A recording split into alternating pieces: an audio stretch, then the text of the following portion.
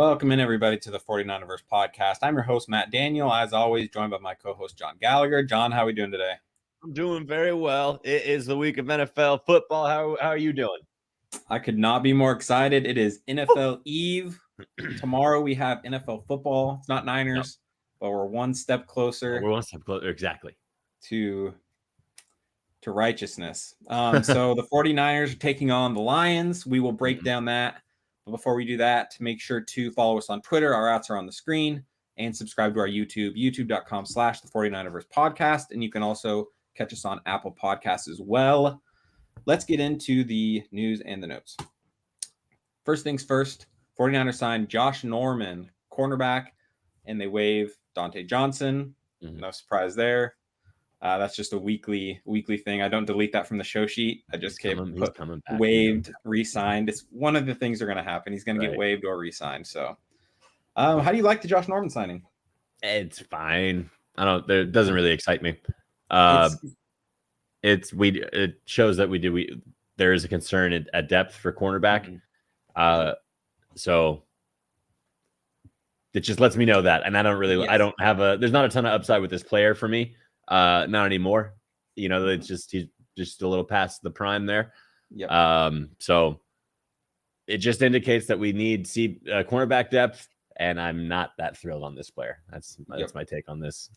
That's pretty much a perfect summary of that signing. I think that it does tell a lot about where our concerns are. We've talked about it on the show. It's our biggest concern too, our secondary. Kyle Shanahan does like the red shirt system when it comes to running back or cornerbacks, especially. He doesn't like to play rookies too much, even though Demo played really well. I still expect him to be playing before we see Josh Norman. But he does have he's seen a lot of football. A vet who might have lost a step. It's a pretty good system to be able to come into. Just a little bit more of just like Sherman wasn't at the top of his game, but obviously you can't really compare the two, but it's more about reading a zone versus like just locking down somebody, which I guess is something that would be a pro in a way that maybe Josh Norman could contribute, and maybe he'll have a little bit of a comeback or something if we need him. I just like the fact that if we need to, we don't have to go get like Dante Johnson doesn't have to play essentially. If worst case scenario comes, and I would be more comfortable with Josh Norman. Or but how much though? Because that margin to me is not a lot. I just think the fact that he does have a little bit more experience, just in the NFL, it does help. It does help. I don't know. I just feel like he's gonna just not get toasted as much. I'm sure that he's he's still gonna be a liability. If I'm a quarterback, I'm looking that way, regardless of which one of those two is out there. But I prefer it a little bit more. We saw it last year against Miami when our cornerback room was just torn to shreds. Right. And we were just getting picked apart. Josh Norman hopefully can add a little bit of stability and if something worst case, it's a doomsday signing to me kind of thing. Yeah. Right. So right now I'm kind of being a little bit of hindsight Harry looking at this draft and seeing Banks go and then Asante Samuel Jr. still on the board. It makes, and then knowing where we are right now, I don't love that, that one kind of, it sticks in my craw, right? Yes. So it's, hurts a bit. Especially since we were both banging the Asante Samuel. Dude, you and I were absolutely, I don't want to just sitting and we're like, bro, he's there. Dude, I don't want to just sound like the guy saying yeah, man, I said to pick him the whole time. But you and I'm pretty sure it's documented on this podcast, we're talking to Asante Samuel Jr. as a really good fit for the Niners. Yep. And they really, really, absolutely 100% had the opportunity to get him in the round where we thought he was valued. And, they pulled the trigger on Banks. So I'm going to want to see a really, really great production out of Banks because I think our cornerback room is a liability. For sure, especially since I need to see great production on his side. Yeah. Especially because this cornerback class for me was really there was a lot of talent there. Some really intriguing pieces. Farley and Surtain. Surtain, and then JC Horn. Obviously those guys were way ahead, but studs were in the class, and those studs overshadowed really great players that could, potentially develop into studs. Like I think Asante Samuel Jr. kind of was, or is now, because he's going to start. There's I saw the Chargers announce he's going to be their number 2 cornerback. Really? Wow. Like and that's on a good defense too. So that's, so if we're just talking about, a little bit of miffed feelings, I got him a little bit around Asante Samuel Jr. It always hurts when you like a guy, he's there 100%. when it's your pick. Yeah. You trade back, they take him, and then you go somewhere else with it, especially when I wasn't really expecting us to go guard, which, I mean, It's way too early to say. Banks could be the greatest guard of NFL history. We don't know. It's all just conjecture. Anything can happen. It's still very, very early. He hasn't played a snap. Neither played a snap. So for me, like, Quentin Nelson looks like the best guard we've ever seen, right? And when he was coming out, the writing was on the wall. So that's not necessarily there for Banks. While I think that he's got a good future and a good path, I'm really, really hoping we see some quality production, because again, the passing on of Asante Samuel Jr. I thought was not a good idea. Yeah, it's when it's your team's biggest weakness, and now we're signing Josh Norman literal days before kickoff. The kickoff is happening on Sunday, and we're making signings. Because now Banks isn't playing, probably won't play at all, and Asante Samuel is now the cornerback 2 somewhere else. That's what I'm saying. Like, we could have really used that. Like that could. So that one I've got some hurt feelings about. Yeah, I agree. Time will tell. We'll see what happens. But I definitely agree. It's one of those, like, it's still going to be in the back of my mind. So we'll see what happens. Well, it's going to be on the front of my mind if we see any of our corners just getting torched. You know what I'm saying? Yeah. If we have to play a Brian Allen again, dude, it's going to hurt. It's definitely going to hurt. If Goff is able to pick us apart because we just don't have, depth, and we see that week 1, I'm going to be the next episode. You're going to probably hear me a little mad, right? Like, I'm going to be upset about it. I think that the signing, at least this is like the way I like to think of it. It was just more of a faith that Demo and Ambry were going to be there. And he knew that. And he was like, I'm fine with taking them. So far, Ambry hasn't seemed great, but Demo has. Right. So, I mean, if Demo's great, then none of this matters, because then we got Demo. I mean, sure, 2 is better than 1. I understand. So if Demo is there and then everybody else is playing at a high level, see, like, everybody else is still kind of a question mark. Like, we're hoping Verrett's healthy, and then we're hoping Mosley is a consistent, threat. He's injured. Yeah, he's injured. So Quan is the other guy who I do really like, but there is certainly issues in terms of depth and longevity in all these players. Yep. Every corner we have on our roster has a history injury, like an in-depth one. When we had one look down our sights, like, we had a great cornerback option in the draft, and we picked Banks, and, like, I don't want that to be like, oh, we should all hate on Banks. Like, I don't want to start that. But if I'm talking about, a football team making picks to help themselves win, both for right now and the future, that cornerback pick, I think, is going to hurt. Yep. Absolutely. I couldn't agree more. Let's move on. Jimmy G officially named the starter. No surprise there, especially with the Trey injury. Just kind of another thing that happened today. He's earned it too. Been a Niner for a bit, like, taking his bruises for, and been with us on some good trips. Like, makes sense. I mean, that man's been tormented by this fan base, and and he's had some play that's, I wouldn't say deserved it, but he doesn't deserve any of the hate. Jimmy G seems like the nicest dude.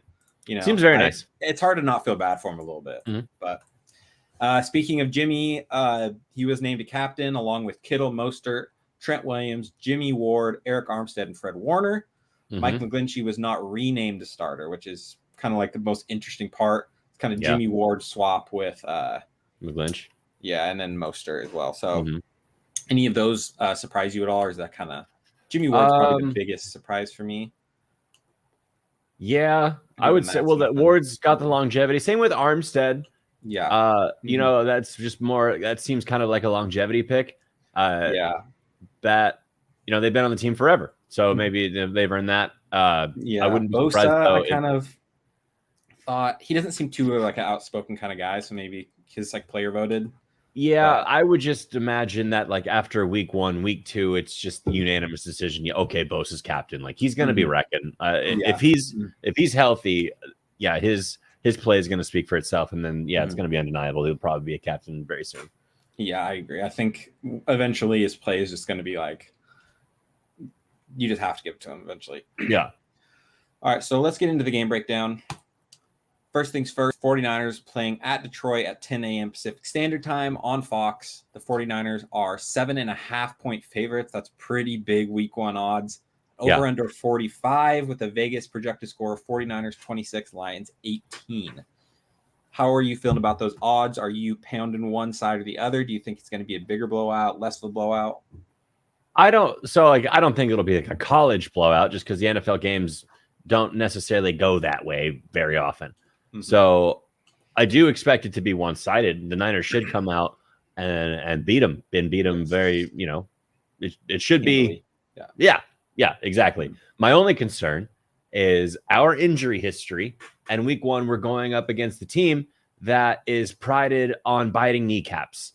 So I am hoping that we're padding up, we're guarding up, we got everything covering our kneecaps. Everybody comes out with clean knees because Lions said it. They said it out loud into the media. They said we're coming for kneecaps. And with the injury history of the 49ers, I got to tell you that does concern me.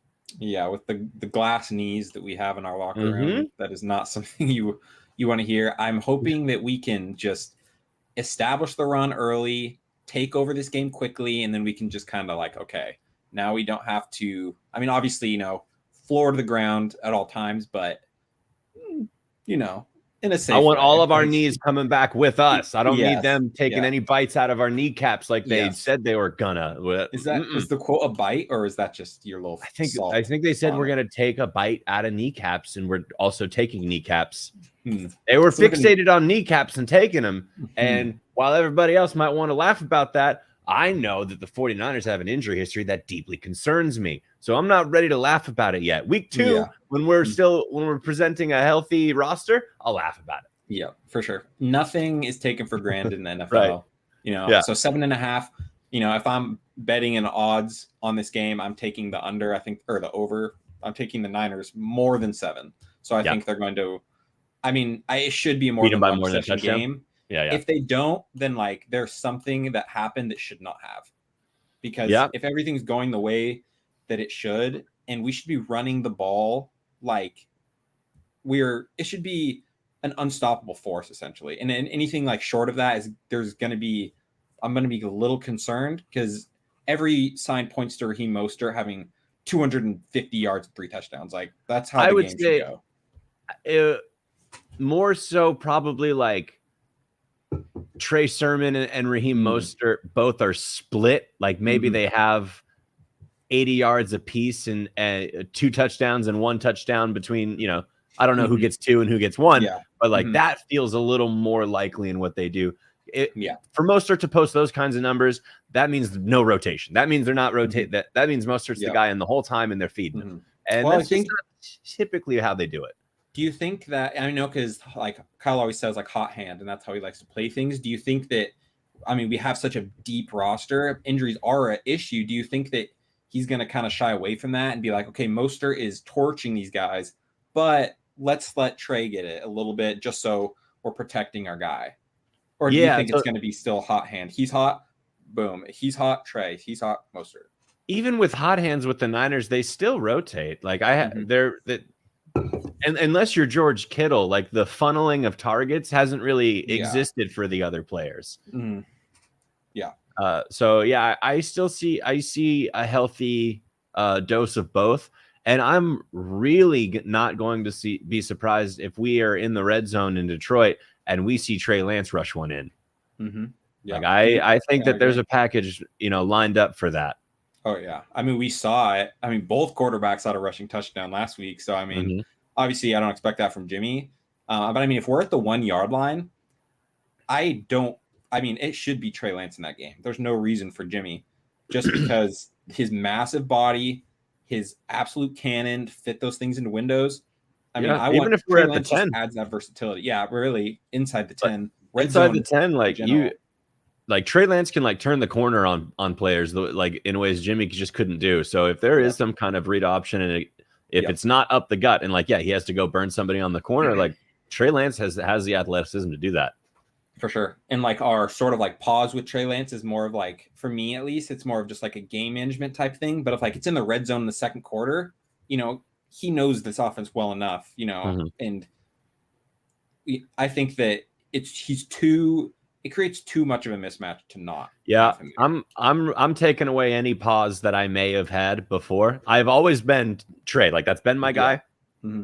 But I also knew that when we got him, it'd be smart to sit him. I think it's actually a little smarter to get him going, get him exposed, and get him, just playing with the Niners. Yep, I agree. I mean, even if it's not in like a starting role, just like get him, put a little taste in his mouth at first, like let him taste some blood, and Sure, yeah. But I mean, you look at what he can do, and that this offense is gonna go off when it's time.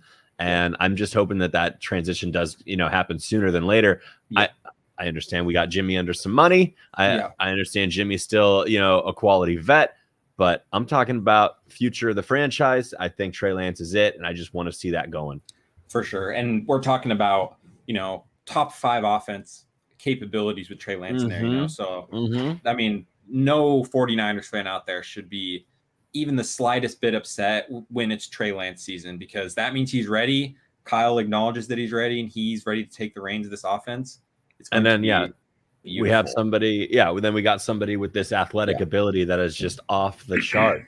Yep. I mean, once he, works out the little kinks that he needs to work out, I mean, the sky is literally the limit for this offense. Literally, the ceiling is literally the number 1 offense in the NFL, like it's really what the ceiling very is. Well be. Yeah, the fact that we could have a potent passing attack and the rushing attack, like right now, like the top offenses, if you want to talk about them, like they're kind of one-sided. Like the Bills are pass happy, the Chiefs are pass happy, the Browns are run happy. Like we could really have an offense that uses both really, really well. Yeah, I'm trying to think of, the closest thing that I can think of, maybe Dallas. Steelers are going to have a good blend. Steelers are going to have a good blend of receivers and running back production. Steelers, Dallas, with Zeke and then Dak and all them. That's a good one. Yeah, you're right. Green Bay as well with Aaron Jones, but they're still leaning a little more heavy with the pass. But also, the LaFleur, the Shanny system too. So that is a good example. Like once you have your quarterback position solidified, like the way that you can then spread the ball around and be devastating is and it's a yin yang thing. One just elevates the other. It's like if you're passing that well and you still have the ability to run well. Those things, it's just like it's impossible for defenses. We've seen it, so it's gonna be dirty. It's gonna be you got to keep. It's good. Defenses have to play honest. Stacking the box isn't really an option as often as they would like it to be. They have to play. And all of a sudden that receiver that they like to double, they can't really double anymore because they need to know who's coming up if there's a running back coming up the middle. Yep. It is a filthy combo. So let's get into some of the injuries. Jalen Hurd officially ruled out of this week's game. Fucking getting a little miffed again. Let's talk about miffed feelings. Jalen Hurd, you're getting me mad, and I'm rooting for you. Damn it, I want you to be awesome. I know, but geez, you've been on the roster for a bit, and we can't get you on the field. I know. It's like I don't know. We've talked enough about it. It is what it is. Javon Kinlaw, questionable with a knee. Kevin Givens, questionable with a hip. Emmanuel Mosley, questionable with a knee. And then Trey Lance, questionable with a finger. I think Kinlaw is going to play. Givens is going to play. Mosley should play. And then Lance should play. I read a report. He was throwing a ball today. So should be okay. I don't see. I also don't want to unnecessarily rush it. Like if there's a question for me, it's like I think Jimmy can handle the Lions by himself. But if he's good to go, obviously he'll play. So dude, I'm gonna play Jimmy G hater devil's advocate. What if he can't handle the Lions? What if he throws Jimmy 2 can't picks? handle the Lions, then it's Trey Lance's team. Like after 1 pick, say it would take more than 1 pick. If he comes out and he throws picks. like 3 picks, 3, and we lose by a field goal, he's done for me. What about 2 picks? You're still saying it's okay. It's week 1. And how many touchdowns does he throw? 1. So if he throws 2 picks, 1 touchdown, and we win or lose, maybe and he just looks like bad Jimmy. We squeak by the Lions. I think that. But you know how dirty it's going to feel if we squeak by the Lions? Yeah. I think that if that happens, it's now like officially a split between Jimmy and Trey, to the point where it's like how this week goes is going to decide. Like Kyle's going to have to like sit down and decide who's going to be the starter. Mm-hmm. If Jimmy just straight up throws 3 picks and blows this game, then I'm done with Jimmy at that point. He's now our backup, and it's Trey Lance time. You just can't have that. There's literally no more excuses for Jimmy against. I mean, I'm not saying Jimmy has to be perfect at all times going forward, and 1 pick, like I'm going to get the pitchfork out the second he throws a pick. But if he blows this game against one of the worst teams in football, not looking good. They don't look good, and it's his fault with all of the talent. You know, if like Ayuk gets hurt, Debo gets hurt, Kittle gets hurt, Trent Williams gets hurt, Alex Mack gets hurt, Raheem Mostert gets hurt, and all of a sudden Jimmy doesn't play that well, okay, that's a different story. But if we're healthy and we're filing on all cylinders and Jimmy fucking sucks, there's just no excuse. All he has to do is be a game manager. That's so the way that I envision them playing is going to be heavy on the ground with both Mostert and Sermon. Yeah. And then Kittle. Kittle's going to get a lot of run as well. Mm-hmm. That kind of only gives, like, I imagine if we're scoring, the majority of the time it's going to be either Mostert or Sermon. If Lance gets a rushing touchdown, that's pretty dope. Yeah. The opportunities for Jimmy to be throwing in the red zone, how many passing touchdowns do you see with Jimmy on the day? Like 1? I don't know if I see more than 2. Maybe it's 0. I mean, honestly, if things go well, Jimmy could throw the ball 10 times. We've seen that happen. And that's when the Niners are really at their best. I mean, the best game that the 49ers have played, in recent Kyle Shanahan era, Packers NFC Championship, what did he throw about 8 times? I mean, that's the recipe I like. Our defense eats the quarterback for breakfast, lunch, and dinner, and then Raheem Mostert just runs free. My only argument with that is then if that's how you're going to play Jimmy, just play Trey that way then. Yeah, but it's almost just like at least we have a vet in there who like he knows, he just has seen a little bit more. I don't know. Sure, I mean, I get it. Do you want to go through as a football team? Do you want to just go through the motions against a week 1 team with the Lions, or do you want to get these guys, the new guys, really acclimated? Like, you want to get them in real football shape? Well, like if I'm having a guy throw the ball 10 times the whole game, he's not really having the opportunity to establish rhythm. And the one thing we saw with Trey, which was like his biggest weakness, is if he doesn't have a rhythm going, he's not good. And Jimmy at least has been in situations where, okay, if I'm throwing the ball 8 times a game, it's like I've seen enough football to where like when the game hits me, I can at least like, and I've seen the offense enough to where like it doesn't matter quite as much. But I just feel like Trey Lance, when you're that young, it's like he needs that rhythm. And if I haven't thrown the ball in 3 drives and now all of a sudden I'm expected to make a 3rd down and 7 up like down the middle, like window throw, I have a little bit more questions of whether or not he can make it. But I understand those questions. It's just he has that other tool in his kit where he can possibly pick up that first on his legs, which overall, in my opinion, makes the Niners dirtier. But I hear what you're saying, and all signs point to Jimmy starting. I just think that leash is going to be very short.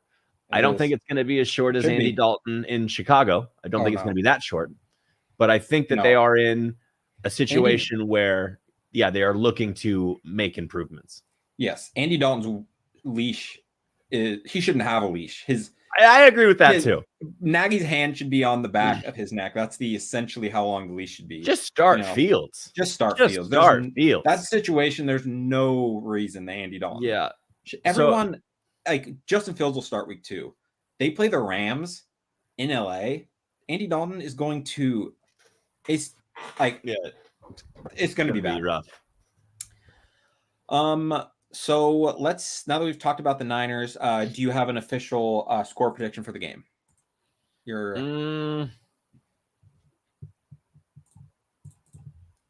Be 24-7, 28-14, something like that. 28-14. Okay. I'm going to say, give me 31 to 13. 31. So we just we're scoring. Oh yeah. There's no excuse to not score. But it's like you got to, with a run heavy team, there are going to be scores, but that clock runs too. So like but we've shown we can score high score. That's true. So we'll see. I mean, I don't know. I just need the win here. You know what I'm saying? I know. And it's Niners are healthy. Yes, it's important to the win is what matters. Yeah. You know, it could be 3-0. We could go into a crazy shootout. Probably not, but I just want to see a win. That's all that matters.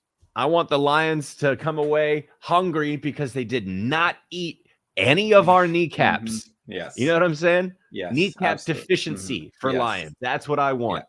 Yeah, we want them to be very low in protein due to the lack of kneecaps consumed. Yeah, and whatever is in cartilage and bone marrow. They don't get that. They don't get whatever our kneecaps stay with us. Maybe. Red and gold. Absolutely. Couldn't agree more. All right, so let's get into Matt versus John Pick'em challenge. This name is very temporary because I came up with it on the spot. Hopefully we can find something catchier. You're a little bit better with the words. Maybe you'll think of a catchier phrase as time goes on. But for now, it's the Matt versus John Pick'em challenge. So I like its simplicity. It is. So as time goes, basically, we will just keep track of the records as we make our predictions throughout. So first things first, Thursday Night Football tomorrow, Dallas at Tampa Bay. Who you got winning this one? I think Tampa beats them.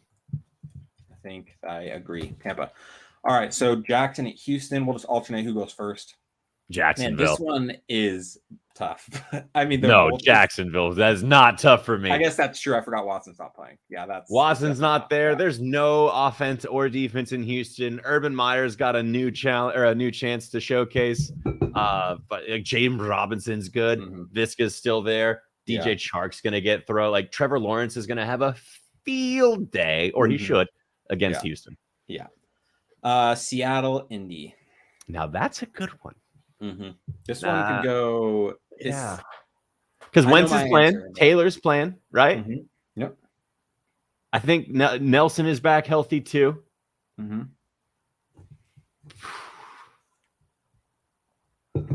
think Russ is cooking? You think Russ is going to come out cooking quick? I'll go first this one. Okay. I have Seattle. And you got Seattle beating Indy? Okay. No one is more dominant than Russell Wilson like weeks 1 through 5. That's just what he does. Fair. He just shreds defenses for the first 8 weeks, and everyone's saying he's finally going to win MVP. And then he comes a little bit back down to earth and they struggle. It's just that Seattle run defense isn't great. Their defense is very bad. I mean, there are so many recipes for the Colts to win. Yeah, I'm leaning Colts just because they've got a better recipe. Okay. Like they've got a defense, they've got a run game. Yeah, I don't know. This one is a good one. Turns into a shootout. That'll be a good game. I'm gonna be very interested. It'll be a good game. That'll be. Yeah. I believe they play at 1. So I'm gonna be watching that game closely. Chargers at Washington. This is another good game. Another great game. Justin Herbert versus Ryan Fitzpatrick. You can take this one first. I lean Washington because they have a better defense. And now that they have an upgrade at quarterback, players like McLaurin can really shine. We both know Antonio Gibson's going to get a lot of play. We'll find out if Logan Thomas is real. There's a lot of weapons on the Washington offense I like, and they already play incredible defense. Jacksonville. The Chargers have a recipe I love on offense and a defense that's always kind of injured. And so I'm interested to see how they're playing now. Because Derwin's playing for them, right? Derwin James? Yeah, Derwin should be back. That's big. Eckler is hurt, though. He might not play. If Eckler's out, that's a big one. Yeah. But I just think I'm going to go with like the defense in that situation. I was kind of on the fence. I mean, week 1, where I feel like when the season starts and people haven't played in a long time, defense is something that kind of just like, it doesn't take as long to get back into like the swing of things defensively. So that's just why I lean them there. Yeah. I mean, like I would think the Chargers, you know, if this was like a later in the season, it might be different, but for now, I'm going to go Washington. Yeah. The Jets and the Panthers. I go Carolina. I go Carolina. Sam Darnold revenge game. Ooh, that's true. Imagine, I want to see him just light the Jets up. It's gonna happen. And then the Panthers are gonna play decent defense. Like it's gonna, and dude, I mean, maybe three touchdowns just from McCaffrey alone. Yeah, you know, like McCaffrey. Yeah, that offense might be kind of nice. All right, so Vikings, Bengals. I lean Vikings. I understand that Burrow's back and going to have a lot of pass-happy weapons, but Minnesota is just a better team right now, and they're going to have to stop Dalvin Cook, and I just don't know that they have anybody on the team that can really do that. And Justin Jefferson, he's back healthy too, right? Justin Jefferson is back. I mean, that's going to be a pretty potent offensive attack. So this is another good game. Everybody in the NFC West has a pretty tough matchup outside of the Niners. So that is something, you know, something good. I'll go first Tennessee here. Ones. I also go Tennessee. Derek, I mean, that offense, Derrick Henry, Julio, AJ Brown, Ryan Tannehill. Well, both neither of those teams play great defense, but Arizona doesn't have any way to stop the run game if Tennessee does go up. Yeah. So like if there's any chance where Tennessee does get, you know, a lead in their favor and they can just keep handing it to Derrick Henry, good luck. Yeah, especially I don't think that the Cardinals are going to be able to stop him. I mean, no. And if you want to stack the box, now they have, you know, that probably the best Julio AJ, man. Yeah, pick your poison. Yeah, man, that's a tough team to face right there. I'll be watching Rondale Moore closely though. Arizona? I mean, I think so too. Rondale Moore. I mean, AJ Green struggles to be healthy. That's a nice fantasy kind of sleeper right there, Rondale Moore, and a really good offense. The the shortest duo in NFL, Rondale Moore, Kyler Murray to Rondale Moore, man. Dude, Rondale Moore strong. He's kind of like a little mini Debo, like a Debo. Way faster though. Darren Sproles, like. Yeah, there you go. Debo Sproles. Yeah. All right, so Steelers and the Bills. This is what a great game too. I'm gonna go. This one's hard. This is probably the one that's made me question it. I'm gonna go Buffalo. You go Buffalo. I'm gonna go Buffalo. I'm gonna go Steelers. Because if Najee's real, and Big Ben can also throw it to Deontay Johnson and Chase Claypool, and they already have a tremendous defense, Pittsburgh looks poised to be very, very good. And we saw how good they started last year when they were healthy. I mean, they were 11-0, right? So yeah, they could come out with a vengeance right now. Eagles, Falcons. I go Eagles. You're going Eagles. I am going to go Falcons here. Oof, okay. It's in Atlanta. I think, you know, Matt Ryan still got a little bit of juice left in him. I don't know. I go Atlanta here. I think it's going to be a good game, though. I think it could go either way. I think it's going to be very high scoring. That's what I think, too. If you have Jalen Hurts, if you have Calvin Ridley, you have I have Hurts, Goddard, and Pitts in a lot of in a lot of leagues. Yeah, I would definitely be firing them up. Browns, Chiefs. Some really good games here. This one's going to be a good game. A little rematch of the playoffs last year. I mean, I've not been. Yeah, I think smart money's on Kansas City. Uh-oh. Did we lose you? Hello? Good? Hello? We good? All right, I think so. Yeah. I don't know. I was saying smart money's on Kansas City for that one. Yeah. They bolstered their O-line. They'll probably have a decent run game, and then it's Patty Mahomes, it's Tyreek Hill, it's Travis Kelce. Like, these are superstars right now. It's pretty much just unstoppable. You got to have an offense that can keep up to them. I mean, you got to the recipe to beat the Chiefs is to run the ball like crazy and hold the ball as long as you can and hope you get the ball last, which Cleveland has the capability to do that. So yeah. Green Bay and New Orleans. You got Packers, Saints in New Orleans. I'm going to go Packers on that one. I am as well. I mean, I think Aaron Rodgers is going to have a chip on his shoulder this year. Aaron Rodgers is going to play mad, and if it comes out, if it's a shootout, I don't know if Jameis Winston's going to be the guy to go, pass for pass with Aaron Rodgers. Do we finally see the Saints a little bit of a fall off, or you think that the Saints are just going to be good again as they always are? Well, they have great players. I think they are going to be good. I will be very interested if there is kind of a shootout presented and old Jameis comes out and we see these interceptions, and then they have to make another discussion on who their quarterback is. Yeah, so I could definitely see things going back and forth all year with those two. Just kind of like we'll see. At least as far as fan base arguing, at least. All right, so this one's a little interesting. Denver and the Giants. Yeah, who you got for these? I guess I'm first for this one. I'm going to go Denver.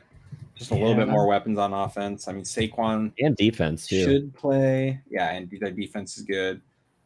Really good secondary, good pass rush. I mean, the only weakness is quarterback. Yeah, but I think Teddy is good enough. Would you change your mind if you knew that Saquon Barkley was 100% healthy? If I knew he was, no, I don't think it would. You don't even, that wouldn't change your mind. It would make me think about it more. It'd give me a little bit more pause. Yeah, that's kind of where I am right now. If he was he's good to go, like we saw him at the end of last year and he was fine. I mean, I think he's probably going to play, but at 100%, I doubt it. Yeah, I kind of think Denver's defense takes this game over. Yeah. They got a young, awesome cornerback room, and I think I lean Denver there. Miami, New England, a little Tua versus Mac Jones action. We got some nice game scripts for week one. The Alabama quarterbacks. Actually, you're first for this one. Who you got? While I think New England's the better team, I kind of like Miami in this one. This feels like a week one game where everybody gets excited over Miami, and Bill Belichick doesn't even give a shit. He's not interested in these September games. He's thinking further ahead. And when it comes time to start winning games to make the playoffs, they'll be fine. Yeah, I think that the Patriots are going to just make the playoffs. But I think Miami can make the playoffs too. I think they're a good team. They got a good defense. I think Tua is going to be better. So Bears, Rams. I'm going to go with the Rams. I think they're just better. Andy Dalton. It's either Andy Dalton or it's a rookie against probably the best defense in football. Well, until the Bears are actually starting Justin Fields, I'm not really counting on them as the favorite to win. Yeah, I agree. Ravens and Raiders. Ravens. That one's an easy one. So we're pretty similar. Got games. Yeah, where are discrepancies? I mean, it's a lot easier at the beginning of the season, I feel like, because it's just you're just basing it off last year, so I feel like it's easy. Yeah, a lot of teams do not have their identity set yet. Yep. So let's see. All right, that is going to do it. All right, you got a closing remark? Well, I was just looking we had Indy and Seattle, we had Philly, Atlanta. Those were our differences. Yeah, and Pittsburgh and Buffalo. Do we have those? Yeah, Philly, Atlanta, Pittsburgh. So we got three that'll decide the difference in record. So I like it. All right, that's going to do it for the show today. We will be live as well following the 49ers game. We don't have a set time. I'm assuming it'll be right after Kyle's presser, and then we'll just kind of break down what happened. Hopefully we'll be in good spirits after a win. Better be. All right, we will catch you guys after the game. Thanks for coming in. Take it easy. Sounds like football, baby.